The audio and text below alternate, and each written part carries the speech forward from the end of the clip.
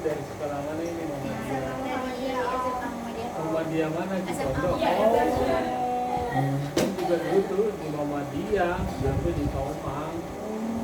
Terus IPM bukan? Hah? IPM. Bukan. Jadi sempat lah, memang alumni juga sih. Siapa namanya ini?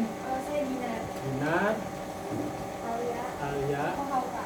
Mahaura, Aben. Keisha. Keisha bersama nama sama anak om. Iya. Keisha juga namanya. Eca ya. Eca. Ya, dia teman kita di Paten. Di Magelang? Di Majalengka. Oh, di Magelang. Di Paten Majalengka. Ini kumpul kemari dalam acara apa ini? Ya, jadi kita di sini mau ujian praktek sosiologi apa? Budaya Indonesia. Jadi kita disuruh mewawancara RW kecamatan lurah ya. Itu kan salah satu dari itu untuk diwawancara. Acara buat ini semua ya. Ini kelompok jadi berlima ini Iya. kelompok gitu ya. Oh, maksudnya gede. Oh gitu. Ya. Satu kelompok ya. Ya. Oke. Mungkin Dengan Bapak siapa?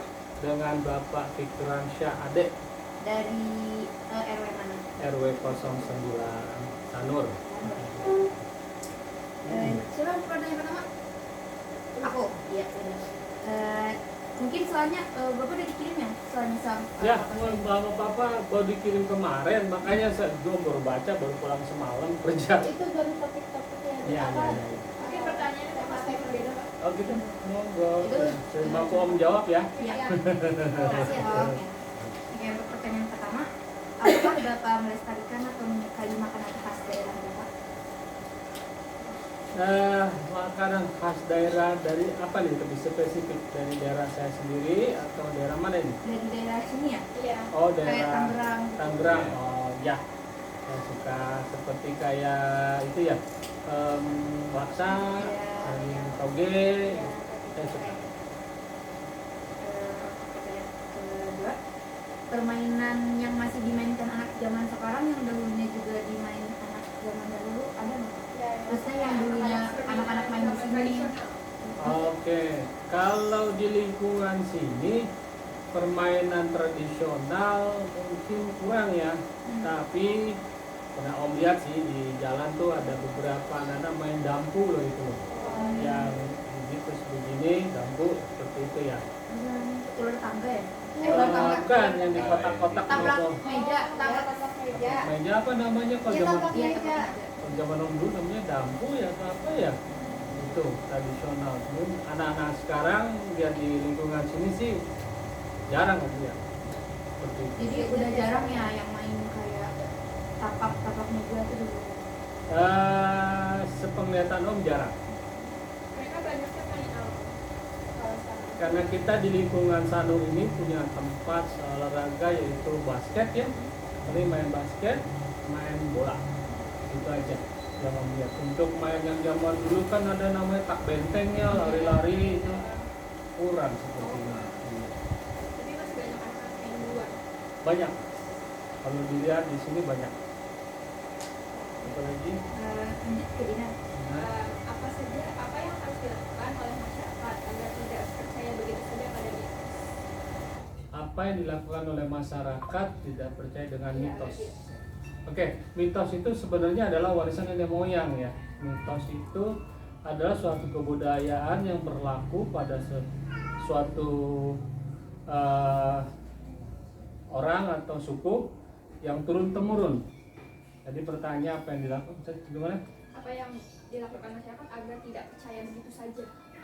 Dengan kemajuan zaman sekarang ini, pengetahuan yang luas dan globalisasi yang cukup luas, banyak informasi yang didapat. Nah, sekarang anak-anak sekarang itu biasanya mengcompare. Jadi mereka mengcompare dengan mitos yang ada. Nah, mitos itu apakah cocok diperlakukan seperti sekarang? Tentunya mitos itu adalah salah satu budaya juga, dan memang mereka rata-rata mengcompare dengan arus informasi yang cukup deras ya, seperti internet dan bisa googling dan sebagai itulah. Jadi seperti itu rata-rata. Mungkin mereka akan mengcompare dan membandingkan apakah itu cocok diberlakukan sekarang atau tidak. Seperti itu. Untuk pertanyaan selanjutnya, Nilai moral apakah yang ingin diajarkan oleh orang tua pada anak dengan mitos yang beredar di masyarakat? Oke, nilai moral yang di mitos itu adalah seperti etika. Etika sesama terhadap orang tua dan anak, etika terhadap lingkungan, etika terhadap semua yang berlaku di norma-norma lingkungan tersebut. Jadi yang perlu diajarkan bagi anak-anak itu adalah etika.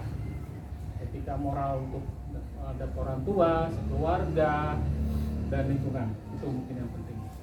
Untuk pertanyaan selanjutnya, sejak kapan orang-orang mulai mempercayai mitos Paku Jaya, mitos di sekitar sini deh? Sejak kapan? Oke, kalau itu relatif ya, jawabannya cukup bagi individu masing-masing berbeda ya tentunya. Kalau mungkin seperti Om ini yang tinggal di sini udah hampir sekitar 11-12 tahun ya. Dengan adanya lingkungan di sini tentunya kita berbaur, beradaptasi, dan kita mengetahui mitos seperti itu. Nah itu bagi Om dipakai atau tidak dipakai kembali kepada diri masing-masing ya. Jadi percaya atau tidak itu kembali kepada diri masing-masing. Tapi kalau jawabannya tadi itu intinya kapan kita percaya itu tergantung masing-masing. Untuk pertanyaan selanjutnya akan ditanya oleh Alia. Bagaimana cara Om untuk tetap melestarikan budaya yang ada di sini kepada warga-warga sekitar sini? Warga sekitar sini. Kebetulan warga sekitar sini kita aktifkan yaitu yang namanya Karang Taruna. Karang Taruna itu adalah salah satu sumber pemberdayaan untuk melestarikan budaya yang ada di lingkungan. Salah satunya kita melakukan yaitu tadi, satu dengan cara kita adat istiadat yang ada, atau kita melakukan, ada di sini ada Pak Eka ya di lingkungan sini, dia belajar masalah tarian adat. Jadi dengan cara seperti itu adat istiadat atau yang ada kebudayaan di sekitar sini kita lestarikan. Kalau Seperti itu. untuk kerja apa? Kerja bakti. Kerja bakti itu masih ada? Masih ada. Hari ini kebetulan memang tanggal ini kita dianjurkan untuk kerja bakti bareng ya. Di seluruh lingkungan RT. Ada beberapa RT lingkungan yang sudah melakukan dan ada juga yang baru melakukan, dan itu diharapkan menjadi satu program rutin di lingkungan RW 09 Sanur ini. Jadi itu masih ada. Di sini RT-nya ada berapa? Ada 7. Oh, ada 7.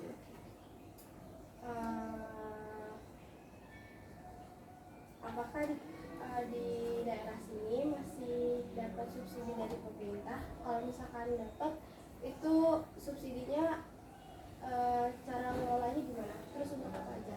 Mohon maaf, subsidi apa ya? Seperti apa contohnya subsidi itu? Buat pembangunan atau Memperbaiki Oke, jalan. itu untuk subsidi masalah pembangunan. Pada dasarnya kelurahan itu kita punya prosedur ya. Itu adanya namanya musrembang, musyawarah pembangunan gitu ya.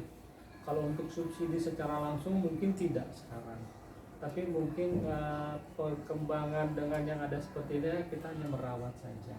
Jadi kalaupun ada, kita sumbangkan dan kita bangun yang ada di sini. Untuk sementara ini masih swadaya masyarakat aja. Ada lagi? Monggo. Menurut Om sendiri bagaimana sih cara mempertahankan nilai luhur? Apa tuh? Cara mempertahankan nilai luhur? Oke. Cara mempertahankan nilai luhur atau nenek moyang kita itu terutama dari yang terkecil dulu ya, keluarga ya. Jadi keluarga itu dengan nilai-nilai luhur yang ada dijaga di dalam keluarga, tentunya dari orang tua ya. Nanti akan keluar lagi lebih luas kepada masyarakat, dan nilai luhur itu tentunya akan berlaku untuk masyarakat dan kita jaga. Jadi intinya sebenarnya yang kita lakukan dari keluarga kecil kita dulu.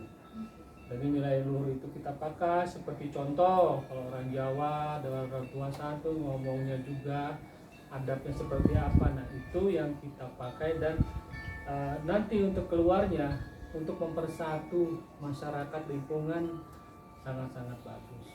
seperti itu.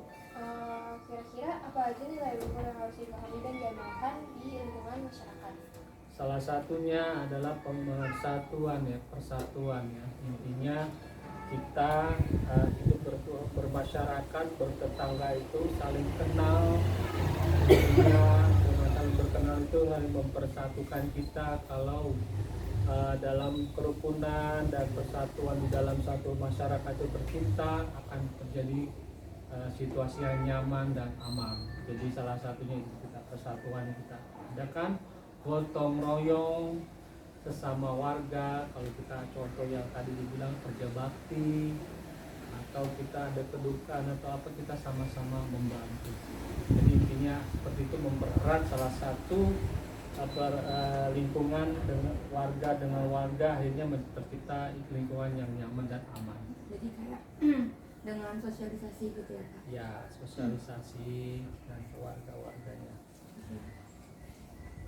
Menurut Om sendiri, seberapa penting untuk mempertahankan nilai luhur dan budaya yang masih melekat? Sangat penting, karena itu adalah modal dasar kita bernegara, dan salah satu cara kita mencintai bangsa dan negara ini. Contoh, mungkin dari beda-beda suku itu berbeda-beda tujuan, dan kita kan punya nama Pancasila dan Bhinneka Tunggal Ika ya, berbeda-beda tetap satu tujuan. Indahnya hidup itu seperti itu, karena dengan hidup masyarakat majemuk ini kita walaupun berbeda tapi tetap bersatu tujuan. Jadi tetap itu dipegang, dan itu memang sangat baik buat lingkungan dan masyarakat kita. Itu aja. Lagi Kalau dari saya, bagaimana filosofi masyarakat yang sudah berdata tadi? filosofi masyarakat Maraga seperti apa contohnya? Filosofinya seperti apa kira-kira? Oh, yang lebih dengerin. Boleh nggak Bapak? Kan ada nama lu. Monggo. Ini yang ada nama gue udah lu tanya. Enggak belum lu. Oh, Seperti apa contohnya? strategi apa yang digunakan masyarakat agar hidup, Pak? Agar tetap hidup, kayak di sini tuh rata-rata pekerjaan mereka tuh apa? Oh ya, agar tetap hidup dengan lingkungan di sini. Kebetulan di sini kita komplek klaster Sanur ini kebanyakan dari orang-orang pekerja. Dari orang-orang pekerja itu mereka menjalankan hidup istilahnya ya dari penghasilan mereka ya. Intinya beberapa warga di sini ya, mungkin kalau dibilang penganggurannya ada, pensiunan juga ada, tapi kebanyakan di sini adalah orang-orang pekerja. Jadi mereka mempertahankan hidup dengan cara bekerja di suatu perusahaan. Seperti itu. Ada lagi? Prinsip apa yang masih melekat yang berkaitan dengan budaya sehingga bidang pemberdayaan masih melekat, Pak? Prinsip apa yang masih melekat yang berkaitan dengan budaya sehingga bidang pembudayaan masih melekat? oke. Yang pasti di sini adalah kita mau pemersatu ya, persatuan. Prinsip itu penting. Persatuan, kedua gotong royong, yang ketiga yang tentunya apalagi ya, musyawarah mufakat dari warga, dan apalagi keadilan. Keadilan ya intinya itu cukup luas ya. Yang pasti prinsip persatuan, gotong royong, musyawarah dan mufakat, itu yang pasti kita pakai. Ada Berarti dari yang semua kita simak ini, daerah Sanur ini lebih ke arah gotong royong ya. Iya. Dan kayak gotong royong, terus sosialisasi gitu ya. Untuk rakyat-rakyatnya, untuk masyarakat di sini, mereka sering bersosialisasi atau tidak? Kebetulan seperti itu. Mereka bersosialisasi seperti kita di dalam pengurus RT itu, RW itu, kita selalu mengadakan satu rapat ya. Dan rapat itu kita membahas masalah lingkungan, masalah warga.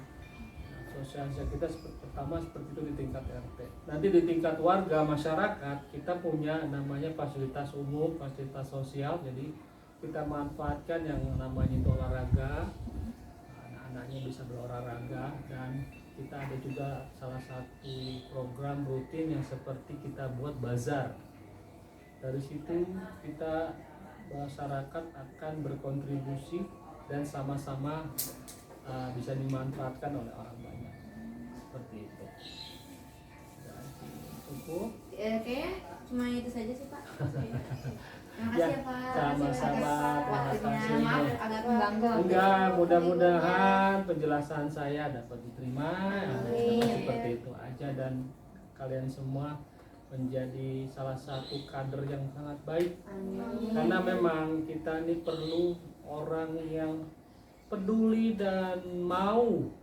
Kalau peduli doang mah gampang ya, tapi yang mau yang susah. Karena kalau udah mau otomatis akan terjun dan bisa mengeksplorasi lebih jauh lagi. Seperti itu. Terima kasih. Kalau Om cuman seperti itu aja yang bisa diberikan. Makasih ya Pak Ya, ya. sama-sama. Banyak. Ya, udah itu aja. Sudah. Ya, Cukup. maaf mengganggu waktu. Enggak. Silakan, itu belum pada minum. Silakan dibawa.